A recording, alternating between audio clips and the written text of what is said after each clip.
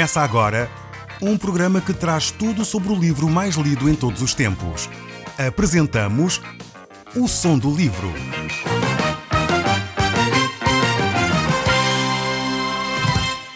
Seja muito bem-vindo. Neste podcast vai encontrar o livro mais conhecido e lido em todo o mundo.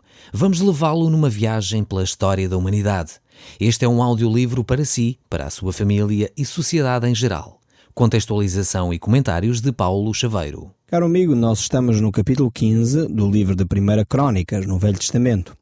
E nós temos vindo a aprender muitas lições neste livro.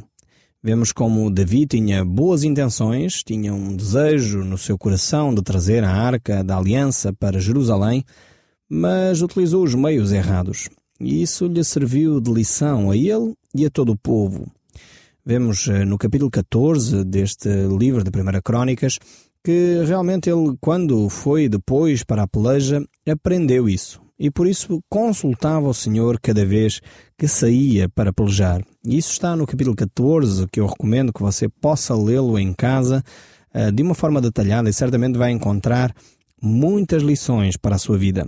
Provavelmente aprenderá que as coisas que quer fazer no seu dia-a-dia deveria de consultar a Deus, pois quando nós fazemos isso, temos muito mais êxito nas nossas tarefas do que quando simplesmente fazemos as coisas com a nossa ideia, com aquilo que nós pensamos que devíamos fazer. Mas isso é o capítulo 14. Eu hoje gostaria de tratar consigo o capítulo 15. Neste capítulo nós vamos encontrar Davi completamente arrependido por ter tentado fazer o trabalho de Deus à sua própria maneira, da sua própria forma.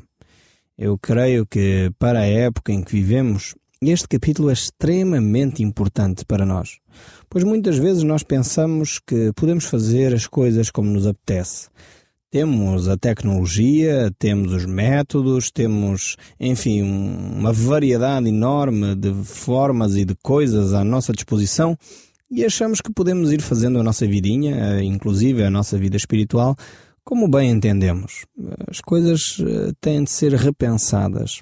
Creio que temos de avaliar, é ótimo termos tecnologias, é ótimo termos metodologias de trabalho, mas ao mesmo tempo temos de estar em sintonia com Deus. Nem sempre aquilo que nos parece é realmente. Então Davi aprendeu da forma mais dolorosa esta lição. E eu espero que consigo não aconteça o mesmo. Muitas vezes nós estamos habituados a fazer as coisas, há já uma rotina naquilo que fazemos e que achamos que basta continuar essa rotina. Não. É necessário avaliar os métodos que usamos, é necessário também desenvolver uma intimidade com Deus de tal forma que possamos perguntar a Deus: Deus, tu entendes desta área? Explica-me, é assim que eu devo fazer? Será que devo seguir este caminho? Será que devo tomar esta direção? Isso deveria ser algo que deveria fazer parte do nosso dia-a-dia.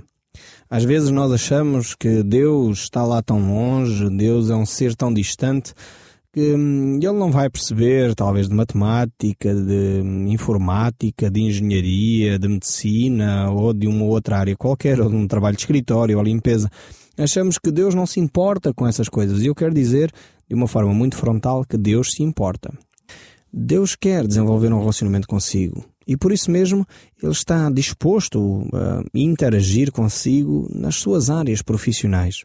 E foi exatamente isso que Davi aprendeu, como eu disse, da forma mais difícil. No capítulo 14 e no capítulo 13, que nós já vimos, vemos que Davi teve a feliz ideia de trazer a Arca do Senhor para Jerusalém. Ela havia sido esquecida pela nação de Israel, havia sido esquecida e tinha sido levada pelos filisteus. O sacerdote daquela época tinha praticamente abandonado essa ideia. Depois Samuel, enfim, não deu curso a recuperar a Arca da Aliança, também não tinha condições militares para interferir na terra ou para entrar na terra dos filisteus e a reconquistar a Arca. Tinha que ser realmente alguém que tinha um exército para o fazer. E Davi teve esta feliz ideia, mas mais uma vez esqueceu-se que os fins não justificam os meios. E eu gostaria de deixar isto muito bem claro na sua mente.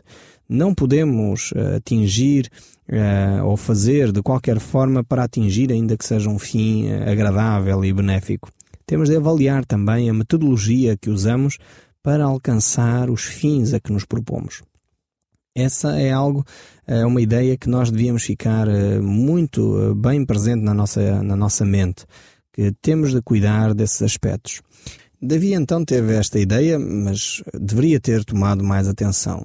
Por vezes nós ficamos com a ideia de que as nossas conquistas, as nossas realizações poderão ser na área dos negócios, na política, na ciência, no desporto, e esquecemos-nos realmente daquilo que são os valores, daquilo que são os alicerces de uma realização. Ou seja, quando nós tomamos uma medida, quando nós decidimos realizar um feito ou fazer qualquer coisa, devemos avaliar seriamente as motivações que estão por detrás. E é exatamente aqui que eu estou a falar que os fins não justificam os meios. Ou seja, podemos ter uma excelente ideia, podemos ter um projeto interessantíssimo, mas se as motivações por detrás, os valores que estamos a aplicar poderão ser a mentira, a corrupção, o desvio de fundos, então não deveríamos caminhar nesse terreno. Ainda que o projeto possa ser um projeto muito agradável, ainda que a realização final pudesse parecer uma coisa benéfica, temos de vigiar seriamente para que a metodologia usada, para que os princípios que vamos utilizar, os meios que vamos usar para alcançar esses fins, sejam também corretos e sejam justos. Então chegamos a este ponto aqui, deste capítulo 15 do livro de Crônicas, onde Davi está então a perceber esta realidade que Deus lhe queria ensinar. E diz o texto: fez também Davi então casas para si mesmo na cidade de Davi e preparou um lugar para a arca de Deus e lhe armou uma tenda. A cidade de Davi, então Jerusalém, a cidade que ele havia conquistado aos jebuseus, a cidade inicialmente chamada Jebus. Esta cidade, o grande rei Davi, tornou-a, digamos assim, na capital da nação de Israel. Ele tornou esta grande cidade no centro das atenções da nação de Israel. E foi também aí que o próprio Senhor Jesus Cristo desenvolveu a maioria das suas tarefas, os seus milagres. Ele andou por toda a nação de Israel, mas concentrou-se muito também na capital, onde as coisas realmente estavam a acontecer.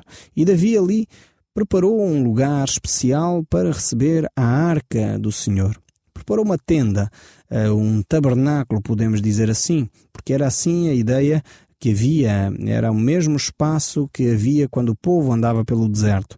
Um espaço para as pessoas serem fáceis de transportar esse mesmo habitáculo, esse mesmo espaço. Então era uma tenda que era realizada e estava ali para receber então a arca da aliança. E o verso 2 continua: então disse Davi: ninguém pode levar a arca de Deus senão os levitas, porque o Senhor os elegeu para levar a arca de Deus e o servirem para sempre. Parece que agora Davi realmente compreendeu aquilo que tinha errado.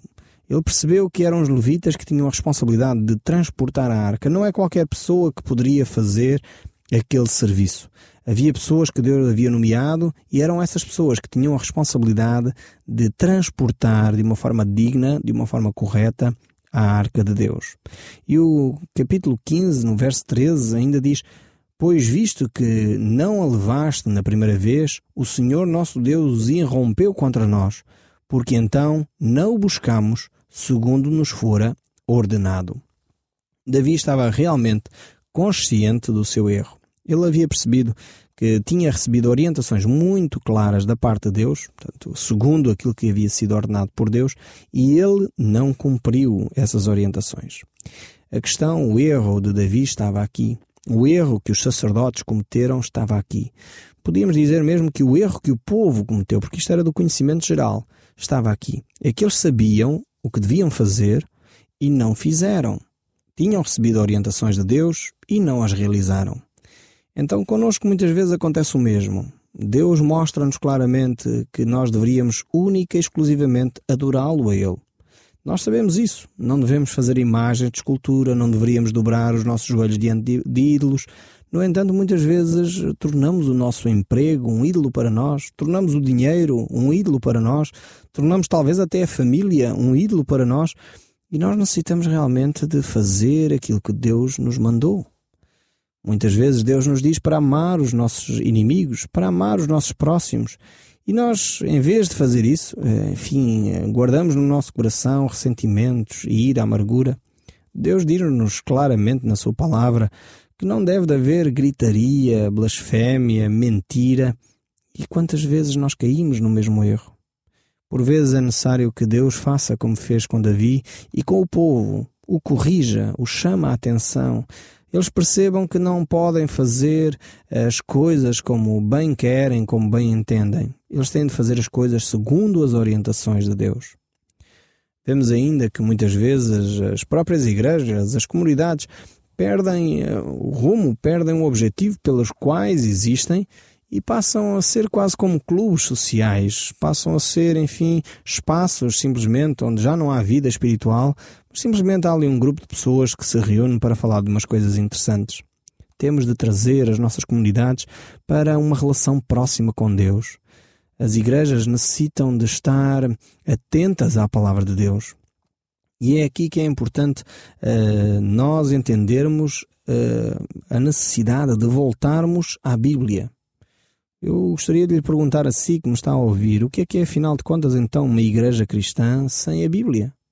Se a Bíblia é a palavra de Deus, se a Bíblia é nela que encontramos as orientações para a nossa vida, porque é que tantas vezes faz-se citações de outros homens, até pessoas importantes, mas que são homens, e esquecemos a Bíblia de lado?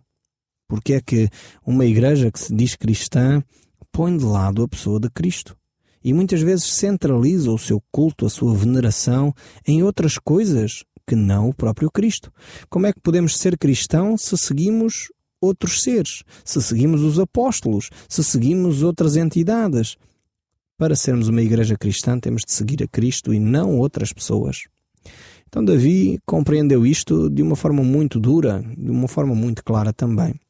O verso 3, no capítulo 15, diz: Davi reuniu a todo o Israel em Jerusalém para fazer subir a arca do Senhor ao seu lugar que lhes tinha preparado. Então vemos que agora o povo vai começar a tomar as cautelas necessárias para fazer realmente subir a arca de Deus. Essa arca que simbolizava a presença de Deus no meio do povo. E como o próprio Senhor Jesus Cristo nos disse em Marcos capítulo 16, Ele diz também que Ele nos deixa hoje a sua presença. Não necessitamos mais de arcas, não precisamos mais desses artefactos. Temos o próprio Cristo que declarou que estaria conosco todos os dias até à consumação dos séculos. Então Davi preparou o povo para receber essa arca. Ele reuniu todos os levitas, todo o povo para fazer subir então essa arca. Reuniu então Davi, diz o texto bíblico, os filhos de Arão, os levitas, os filhos de Coate, o Oriel e os chefes, os seus irmãos, 120, os filhos de Merari, os Azaitas, o chefe e os seus irmãos, 220, dos filhos de Gerson, Joel, o chefe, e os seus irmãos, 130, dos filhos de Eliasaf, Semeias, o chefe e os seus irmãos, 200, e dos filhos de Hebron, Eliel, o chefe, e os seus irmãos, 80.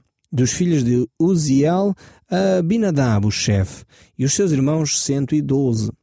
Chamou Davi os sacerdotes Zadok e Abiatar, e os levitas Uriel, Osaías, Joel, Semeias, Eliel e Abinadab, e lhes disse: Vós sois cabeças dos famílias dos levitas, santificai-vos a vós e vossos irmãos, para que façais subir a arca do Senhor de Israel ao lugar que lhes preparei. Pois, visto que não o levaste na primeira vez, o Senhor nosso Deus irrompeu contra nós, porque então não o buscamos, segundo nos ordenara. Santificaram-se, pois, os sacerdotes e os levitas, para fazer subir a arca do Senhor, Deus de Israel. E os filhos dos levitas trouxeram a arca de Deus aos ombros, pelas varas que nele estavam, como Moisés tinha ordenado, segundo a palavra do nosso Senhor. Vemos aqui que o povo realmente reconheceu o seu erro e corrigiu. E isto é que é realmente arrependimento. Muitas vezes há pessoas que acham que arrependimento é simplesmente ficarem tristes porque erraram. Não chega. Arrependimento significa uma mudança de comportamento. Ou seja, se você errou, não basta admitir que errou. É necessário mudar a atitude que vem a seguir. E foi exatamente isso que Davi e o povo fizeram. perceberam que erraram e agora então não só entenderam que erraram, mas mudaram o seu comportamento, mudaram a sua atitude. Se você está na fase de reconhecer o seu erro, eu quero dizer que está no bom caminho, é ótimo. Se você ofendeu alguém e reconheceu isso, está no certo. Mas é necessário agora você não só estar certo disso, mas poder mudar de atitude. Vá ter com essa pessoa, peça-lhe perdão e da próxima vez não faça da mesma forma. É interessante ainda ver aqui que o povo e os sacerdotes se santificaram. O que é que isto quer dizer?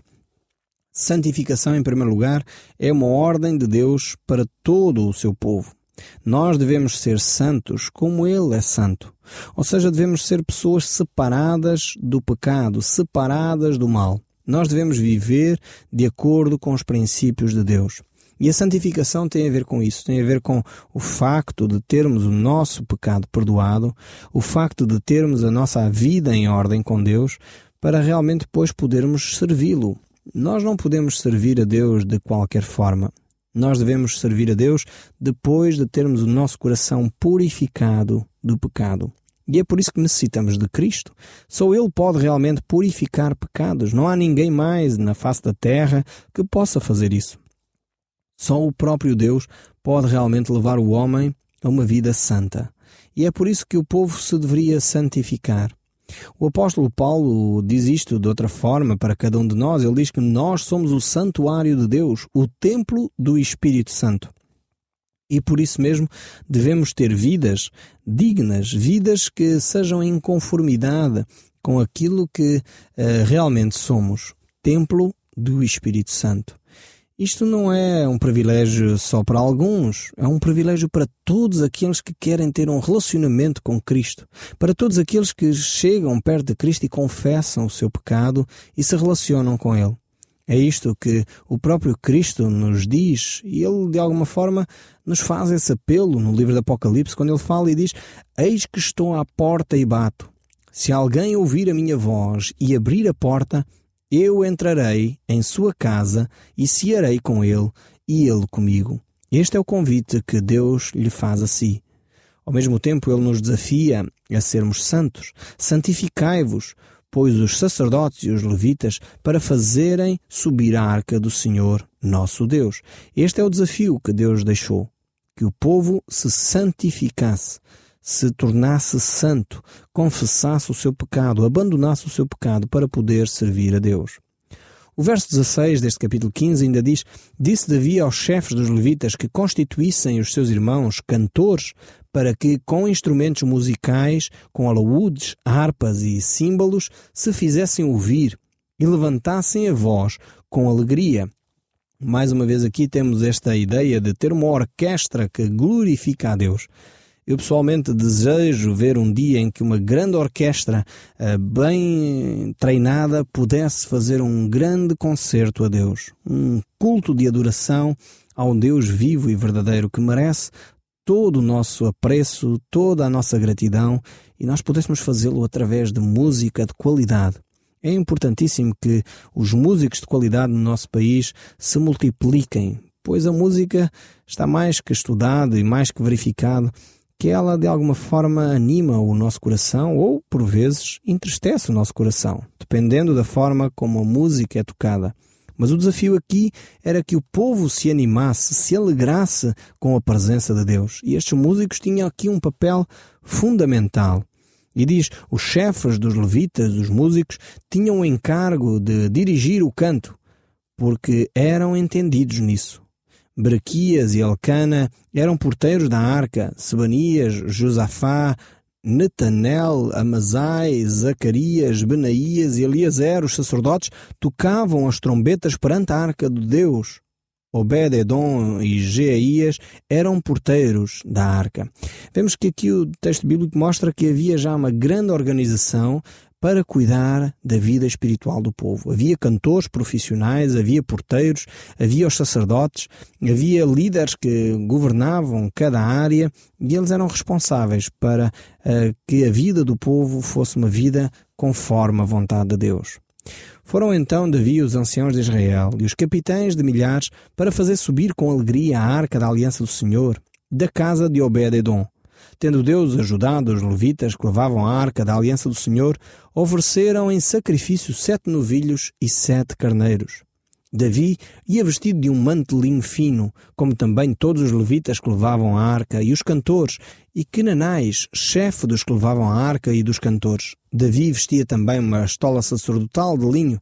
Assim todo Israel fez subir com júbilo a arca da aliança do Senhor ao som dos clarins, de trombetas, de símbolos, fazendo ressoar alaúdes e harpas. Este texto aqui mostra o cuidado e o primor que agora o povo tinha para trazer a arca do Senhor. E é interessante ver aqui neste texto que era o Senhor que ajudava os levitas. Esta frase eu gostava de salientar.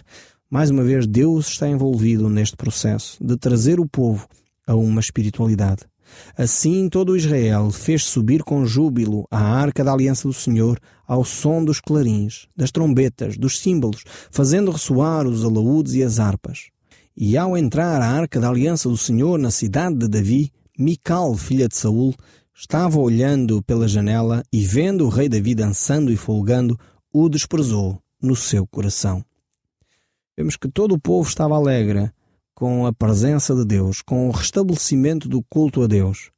Mas Mical, a mulher de Davi, a filha de Saul, realmente não se alegrou com o restante do povo. Vemos que aqui ainda esta filha de Saul ainda tem restícios talvez da amargura do seu pai, daquilo que o seu pai foi fazendo, e realmente ela despreza a Davi porque ele estava na presença de Deus. Nós sempre vamos encontrar pessoas assim, pessoas que vão dizer talvez acerca deste programa que isto é um programa que não valeria a pena de existir. Talvez há pessoas que vão pensar que isto é um programa que confunde as pessoas, ler a Bíblia, mas para que ler a Bíblia? E há pessoas que vão desprezar como Mical fez. Mas nós que amamos a palavra de Deus, nós que amamos e sentimos a presença de Deus por estarmos juntos à sua palavra, por termos comunhão com Deus e uns com os outros, vamos alegrar-nos com aquilo que Deus está a fazer através deste programa. Continua a ouvir o som do livro e certamente a presença de Deus continuará sobre si. O som do livro, uma produção da Rádio Transmundial de Portugal.